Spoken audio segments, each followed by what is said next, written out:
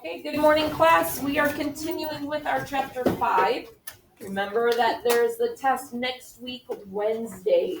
So we're getting all of the chapter stuff done, and then we'll finish the week next week doing some of the fun projects with the chapter.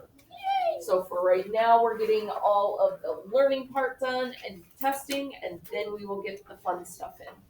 So remember what I said yesterday, our key terms are very important on the test. So let's make sure we remember them all. Who can tell me what a profit is? Peyton. The money gained from when you buy it and then you sell it for more, and then that you have to subtract that. Yep. So it's the money that you gain when you sell something. Subtracting out your cost, what's left over is the profit. So what's left from the sale of something when you take off the cost of it? What is the resource, Paul? Like useful materials such as fur, wood. Yeah, it's the useful materials for something. So something, we've talked about a lot of different useful materials that the fur traders used. Speaking of, what is a fur trader, Penelope? A European or American who usually have like a trading post now involved in the fur trade. Yeah, they're usually, they own the trading post usually, typically the European Americans. Yesterday's reading, we talked about how they were typically from a wealthy family. They knew how to read and write, and it was kind of a big status symbol to own that trading company. What is a pelt, Brielle? Yeah, the animal skin with the fur still on it. We talked yesterday about those pelt preparers, how they would take special care of the pelts to make sure that fur is in good condition, turning it inside out so they could get the most money for it. When does the pelt have the most fur on it? In the winter. Thank you for raising your hand, Sam. So they did a lot of their hunting and trapping in the winter time. So that's when the animals kind of bulked up with the fur to keep them warm in the winter. What can you tell me about the hunter, Colin? The hunter, that's the job. They do it like a bunch. Yeah, so the hunters, they do that as their job. So day in, day out, it's not for recreation on the weekends. This was their job. They went hunting. They did a lot of hunting and trapping in the winter, like we just talked about, so the pelts would have the most fur. Typically, it was the males who did the hunting. And typically, the hunters were the Dakota and the Ojibwe. That was one of the roles that they took on in the fur trade. What can you tell me about the guides, Sam? Usually Native American do help like Voyagers find their way through unknown moon. Yeah, usually the role was taken on by the American Indians. They would help the Voyagers find their way through the unknown lands. So finding the way to where to cross the rivers, finding the trails. The interpreter, Anna. A person who translates for people who speak different languages. Yeah, it's the person who does the translating. They know multiple languages, and they can help the fur trader, who's typically the European, communicate with the American Indians, who they know both of those languages. What can you tell me about the clerk? Mia? A person who works in business at fur trading. Yeah, they work for the fur trading company. They usually did the day-to-day operations of the fur trading post. Typically, it was the European. They also knew how to read and write, and they were typically younger than the person who owned the trading post, and they were trying to work up to own their own trading post. So it was kind of like an internship, trying to get their own trading post. And the Voyager. What can you tell me about the Voyager? Ryan, please put the book away. It's not silent reading time. Paul, what can you tell me about a Voyager? They usually traveled by canoe to other trading posts, and they were the ones who traded the goods or transported the goods. Yeah, they transported the pelts. They transported the things that were traded between the trading posts. They would typically travel by canoe, so they didn't have to carry it the entire way. But they had to be very strong because they had to carry between the waterways. They usually didn't know how to read or write, so they weren't highly paid, and they were typically the French Canadians. So remember, there's the three different roles that were the Europeans or the Canadians, the fur trader, the clerk, the voyager. Then we have the roles that were taken on by the American Indians, the hunter, the guide, the interpreter, the pelt preparer, and there's one more. Who remembers what the fifth role was that's typically taken on by the Dakota or Ojibwe? Colin? The supplier. Remember, the supplier is the one who took care of the winter supplies that the voyagers and the fur traders needed to survive the winter. So they supplied them with the food, the wild rice, the corn to help them get through the winter, the moccasins to wear to keep warm, the canoes for their traveling. So we had the three roles that we learned about yesterday from the Europeans, the fur trader, the clerk, and the voyager. We have the pelt preparer, the supplier, the hunter, the guide, and the interpreter were the roles taken on by the Dakota and the Ojibwe. So it's important that we know which roles the different groups took on, and we can be able to describe something that they did for that role. Today, we are looking at a year in the life at the trading post. With the Ojibwe, we talked a year in the life of the Ojibwe. I'm going to be hanging up those posters once I can get them laminated so we can have our Ojibwe posters hanging up. But we need to know what happened in the different seasons. So we are on page 82 in our book, A Year at the Post. Our year that we're going to start off with is autumn, the season we're going to start off with. So autumn, a party of about a dozen people arrived by canoe at the Snake River site in early October 1804. The group was led by John Sayer, an experienced trader and one of the owners of the Northwest Company. On this trip, he brought along his Ojibwe wife, Obima Nokwe, to help him build bonds of respect and trust with his Ojibwe trading partners. Remember, they didn't just trade between the Europeans and the American Indians. They had to figure out ways to work together.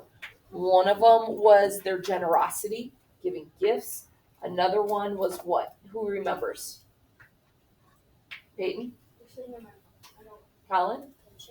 Kinship. So they a lot of times would marry between the two groups. So he married an Ojibwe woman, so this way he can get in with the family. The family's going to want to go to their relative for their trading.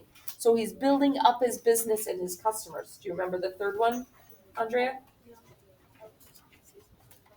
Okay, so let's see if we can remember, because it's important to remember what three things they did. Generosity and the kinship. There's one in the middle. Respect. I thought there was something. I know that they respected each other. I thought it was something more.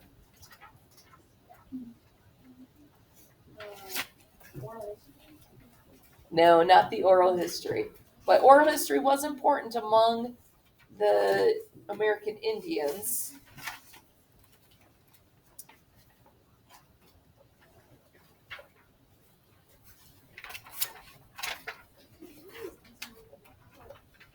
Gift giving.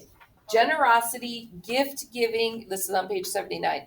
Generosity, gift giving, and kinship were very important to the American Indians. So giving those gifts, taking care of one another, and then that kinship. So building those close relationships and those marriage ties. Andrea? So do you think people just marry Ojibwe people just so they can get better like trades and whatnot? I think they were open to getting to know the Ojibwe people, and then they fell in love with them. So a lot of times, especially back then, people only married people that were like themselves. And so it was a big deal that they were marrying somebody from a very different culture. So they had to be open to that idea. And what opened their minds to it was, hey, this is going to build my business.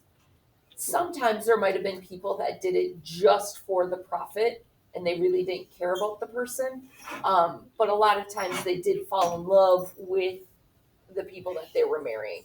Um, this is also back in the time when arranged marriages were popular, where people, that was a common thing. Your parents would tell you, you're going to marry this person because we need to build this relationship. Um, so it wasn't uncommon to marry somebody for reasons other than falling in love with them. Okay, over the next 2 months, Sayre oversaw the construction of a new fort and established business relationships with the Ojibwe living near the Snake River. We already read page 83. A Canadian man named Seraphim Lamar was Sayre's clerk, his main assistant at the Snake River post. Sayre depended on Lamar to supervise the hired men and check on the progress of the Ojibwe hunters and trappers. Like most clerks, Lamar also kept track of all the goods traded at the post.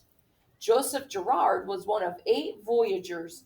These men paddled Sayre's canoes loaded with trade goods up the Snake River. Their travel, however, wasn't all by water. They also had to carry 90-pound packs and their heavy canoe over portages, places where goods and boats had to be carried over land, because not all of the water was connected. So they would have to go from one waterway to another, and we call that portaging. So if you go up to the boundary waters up in northern Minnesota and you go canoeing around there, you'll have to portage between the lakes. So that's something that people still do today when you go places where they don't have motorized vehicles. Girard and the other voyagers spent their days constructing the fort's living quarters and protective walls. When they weren't building the fort, they were doing other jobs, including catching fish and cutting firewood for the coming winter, so helping prepare for wintertime. The Snake River Ojibwe were frequent visitors while the fort was under construction. Many of them had done business with the fur trading companies before, and they were eager to do so again. An elder named Monsomanim was among the first Ojibwe to bring beaver pelts to the new post. He and other Ojibwe also traded wild rice, meat, and other foods. In return, they received goods that were valuable to them, including tools, ammunition, and tobacco. Many of the goods they received from the company during the fall were given on credit. That meant they were expected to pay back the company later after they collected animal pelts during the winter trapping season. So in the fall, the clerks and voyagers are preparing for the winter. They're cutting up the wood so they would have enough wood to keep them warm during the winter. They were making sure the fort was all taken care of and built. They were making sure the buildings were solid. The American Indians were coming and doing their trading, and they were getting credit for it. It's like using a credit card. So they were getting credit. They were able to purchase the different supplies that they needed on credit. So in the spring, when they come back, they'll have all of the pelts that they were able to trap over the winter and pay off the credit that they took out in the fall. American Indian women in the fur trade. Have you noticed how the stories about the fur trade seldom include accounts of individual women? There's a reason for that. The men who wrote about their experiences in the fur trade rarely mentioned the women they dealt with by name, so we don't know who those women were. That's unfortunate, because American Indian women were very important to the fur trade. In addition to cleaning the pelts, women were the ones who provided many of the resources that kept the trade going. Things such as wild rice, maple sugar, and materials to make and repair canoes. And we talked about that, how they still had an important role, and they did a lot of stuff with the food. So they were the suppliers. The women played that supplying role. Some learned French and English and served as interpreters, translating the conversations between Europeans and American Indians. They built an important link between communities by marrying traders, just like Sayre had married an Ojibwe woman. These marriages helped form bonds that strengthened business ties. The children of these marriages came to play key roles in the fur trade. So now we're into the winter season. The families of Monsominmin and the other Ojibwe elders spread out through the surrounding forests as the weather turned cold. So we talked about that with the Ojibwe seasons, how they spread out so that way that when they hunted, there was enough food for each of the different families to hunt. Small family groups camped and hunted in a certain area. The men hunted for deer, bears, muskrat, and beavers to feed their families and to use in trade. They trapped most of the beavers in the winter because that was when the animals' coats were thickest. The women cooked food and prepared the furs so they could be traded for other goods. John Sayer had spent many difficult winters in the fur trade, so he knew it was important to be careful with the fort's limited supplies. He drove hard bargains in his trades with the Ojibwe. He kept tight control over his workers' rations or portions of food and liquor. He often sent his men to the Ojibwe lodges to trade for extra deer and bear meat. As the Northwest Company's top representative in the region, he also kept a close watch on other companies with trading posts in the area. Seraphin Lemaire's main job was to make sure that his boss's instructions were carried out. He often accompanied the Voyagers on their visits to the Ojibwe lodges. He also made occasional visits to competitors' posts to see how it was doing. Joseph Girard and his fellow Voyagers spent much of their time away from the fort, at the winter lodges of the Ojibwe. It's likely that some of them lived with the Ojibwe wives and children. When the Voyagers returned to the fort, they usually brought back food and furs to refill the company's dwindling supplies. They also built sleds, chopped wood, and performed other chores assigned to them by Sayer and Lamar. So that winter time, they're making sure that things are running smoothly. They're the Voyagers were actually staying with the Ojibwe. They were making sure they had enough supplies for the forts. So if they were running low, they would bring back food. In the spring, as the weather turned warmer, John Sayer carefully counted the number of beaver pelts brought to him by his Ojibwe trading partners. By the time he left the Snake River post in late April, he had hundreds of pelts. He hoped that the other owners of the Northwest Company would be happy with his haul. 4 weeks after leaving the Snake River, Sayer and his party arrived at Fort William. This was a large Northwest Company trading center north of Grand Portage in what is now Canada, not a state. Just saying. Canada is a country. Seraphin Lamar did his best to keep his boss happy, but he did not always succeed. When he returned from a visit to the Ojibwe with no beaver pelts, Sayer scolded Lamar for not getting enough furs in his trades with the Ojibwe. So it wasn't always happy-go-lucky. If they weren't pulling their part, doing their duty, then they were getting in trouble with the boss. Happens in the real world, happens all the time. If you don't do what you're supposed to do, you get scolded. Your guys' job as students is to make sure you're learning and doing your work. If you're not doing the work, there are consequences. Same thing at jobs. Joseph Girard and the other Voyagers worked hard during their last weeks at the fort. They netted fish and hunted ducks. They took the canoes out of storage and repaired them. They packaged the beaver pelts into bundles that would make them easier to load and unload. Finally, they said goodbye to their wives and children and launched their canoes on the long journey to Fort William. So they spent that time that springtime was getting ready to do the traveling back to the forts. The Métis. Some of the European men who married American Indian women eventually returned to the east, leaving their native families behind. Other traders and voyagers stayed in the west with their wives and children.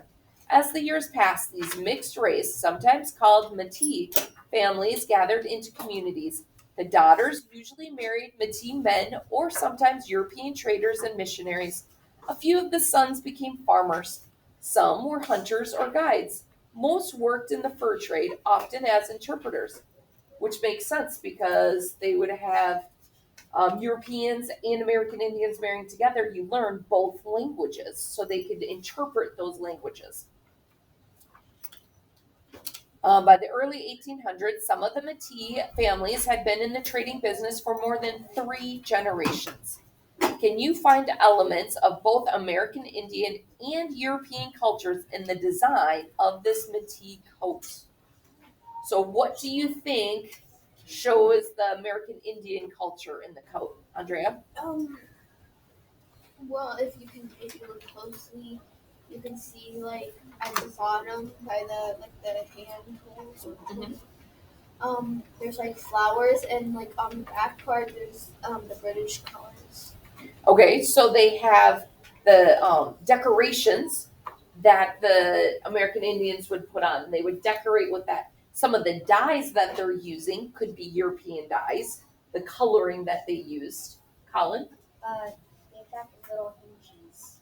They got the fringes. Yeah, the fringes. Yep, so the fringes, we often see that in American Indian clothing. I thought that was the European culture. I guess in cowboy outfits you see fringes. Yeah, I'm not sure. It might be both cultures had that. Peyton, what were you gonna say? I was gonna say that the kind of animal, I think that's like animal skin. Yeah, the leather from the hides. Yeah, the leather. Mm-hmm.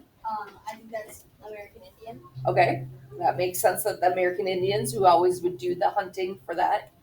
If we look at that front, we see it's an open coat. A lot of times the American Indians wouldn't have that opening because they didn't have something to fasten it, and they would just put it over their heads. So they might have buttons or snaps in there that they wouldn't typically have for American Indians that came in from the Europeans. Let's look on page 87, human capital and profit. To succeed in the fur trade, the Dakota and the Ojibwe developed their human capital. Who remembers what human capital is? That's a key term from a previous chapter. Paul? The knowledge and skills that you acquire to do a specific job and where you get income from. Yeah, it's that knowledge and skills that you acquire for your job that brings in more income for you. So that human capital is very important. The more human capital you have, the more, the better off you're going to do at your job. So one way they did this was to display values important to them, such as community and generosity. These values influenced their interactions with European traders. The Europeans who traded with the Ojibwe and Dakota also developed their human capital, but their goal was different. The clerks, traders, and voyagers involved in the fur trade developed their human capital in order to help their company make a profit and to increase the wages they earned. So the American Indians were developing their human capital in order to support their community. The Europeans strengthened their human capital in order to make more money. Traders might increase their human capital by learning to speak multiple languages so they could better communicate with their Dakota and Ojibwe trading partners. A voyager might work to become strong and stay healthy so he could transport more furs. Those who did not develop their human capital didn't have as much earning potential as those who did. Imagine you are Seraphin Lamar and you have just been criticized by your boss, Mr. Sayer, for your stinky negotiation skills. What could you do to develop your human capital related to negotiating? What are some things that he might learn to do? Colin? Maybe start the price high. Okay, maybe use different pricing techniques. What else could he do? What skill could he learn? Maybe learning the language so he could communicate better. It's hard to really bargain with somebody when you can't talk with them and it's going through an interpreter. Maybe developing that gift giving and generosity, developing those bonds. Andrea? Maybe you could like try negotiating by making everything into negotiation. Okay. Like, Yep, working on those negotiation skills. like if for example, you're chasing a bad guy and this guy comes from behind you and he's mad at you because that guy wins we're sticking with the fur trade. So you're switching to a different example. All right, let's look at page 88. Sometimes the Voyagers returned to the Ojibwe families the next year. Sometimes they never came back. Monmouthmason and many of the other Ojibwe men continued to hunt beavers even as Sayre and his men prepared to depart. Some Ojibwe turned their attention to the making and repairing of canoes. In early March, the Ojibwe women left for the sugar camps to collect sap and make maple sugar. In April, the leaders of most Ojibwe bands made their final visits to the forts. There, they delivered their beaver pelts to pay what they owed to the company or buy more goods if they had extra. They also received gifts of medals, ammunition, and tobacco from Sayre. The medals were symbols of a trading partnership that they hoped to renew in the fall. Summer. Each year, the trading cycle ended with an event called the Rendezvous. This gathering of people involved in the fur trade lasted for weeks. For many years, the rendezvous happened at Grand Portage on Lake Superior. By 1805, it had moved farther up the lake to Fort William. Hundreds of traders, clerks, voyagers, and native people gathered for the rendezvous each June. They brought with them thousands of tons of pelts. During the weeks that followed, workers counted, repacked, and loaded the pelts for the trip through the Great Lakes to Montreal. From there, sailing ships would carry the pelts across the Atlantic Ocean to London, Paris, and other European cities. At the same time, huge canoes arrived from Montreal carrying tons of manufactured goods. As the boats were unloaded, traders collected the goods they had ordered for the coming season. Before long, voyagers would make the journey to bring these goods to the winter post where the cycle of trading would begin again. So knowing about that rendezvous is very important for the summer season. So the rendezvous is the big time where it all comes together. They send off stuff to Europe, all the pelts, and they're bringing in all of those manufactured goods to help them get through the winter time. Coming changes. The European traders, along with their American Indian suppliers, all belonged to a vast trading network that took only a few decades to develop. Native people caught the animals, prepared the furs, and sold them to the Europeans. The Europeans and American Indians bargained with each other to get the best deals possible. The voyagers paddled hundreds of miles, carrying trade goods and pelts back and forth between the trading posts and the big settlements, such as Montreal. For more than 100 years, the fur trade brought new, useful goods to the Dakota and Ojibwe people, but at a cost. By the 1800s, these new manufactured goods began to replace traditional tools. Steel axes were durable, and it was easier to trap furs to trade for a metal axe than it was to make a stone axe. So over time, the Dakota and Ojibwe relied more and more on the goods provided by the French and the British. Skills such as making axes from stone became less important. New ways of living were replacing ways that had been successful for centuries. So their lifestyle really started to change with this trading. By 1804, when Sayre set up his posts on the Snake River, the fur trade with the British was entering its final years. After the War of 1812 ended, only U.S. citizens were allowed to trade in this area. By 1825, the American Fur Company would take control of the fur trade in this region. If the British and French wanted to keep trading here, they would have to become U.S. citizens. It was one of the first signs that this new nation, which had formed in lands to the east, was now looking west to the lands of the Dakota and the Ojibwe. So now, instead of the British having such an important role, after 1812, we were already our own country. That happened in 1776. So now America, the United States, is taking control of the trading business. So next week, on Monday, we are going to read about the life of a Voyager. And we're going to be working on starting that comprehension page, making sure we're ready. Making sure we're ready for the test on Wednesday. So we're going to say goodbye to our friends at home and hope that you have a good day.